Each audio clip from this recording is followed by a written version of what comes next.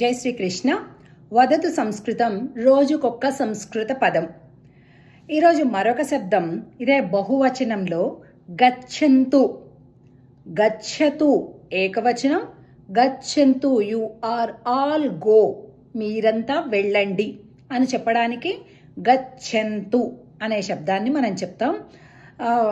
ఎలా చెప్పచ్చు, మీరు గచ్చంతు, అంతే కదా, మనకి ఒక పదం తెలుసు. భోజనం కోసం మీరు వెళ్ళండి. భోజనం సంస్కృత పదం. భోజనం కోసం మీరు వెళ్ళండి.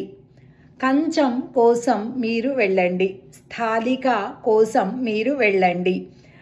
మిరపకాయ, మరీచిక తెలుసు మనకి, లవణం తెలుసు. అలాగే మరీచిక కోసం మీరు వెళ్ళండి, మీరందరూ కూడా అలా వెళ్ళండి అని చెప్పడం అర్థం అన్నమాట. సరే, ఈరోజు శబ్దం గచ్చంతు. ఇంతకుముందు ఏకవచనం తెలుసుకున్నాం, అది గచ్చతు. ఇది గచ్చంతు. ఏకవచనం, బహువచనం శబ్దాలన్నమాట. ఇవాల్టి పదం గచ్చంతు, మీరు వెళ్ళండి, బహువచనం శబ్దం. వదతు సంస్కృతం, రోజుకొక్క సంస్కృత పదం నేర్చుకుందాం. జై శ్రీకృష్ణ.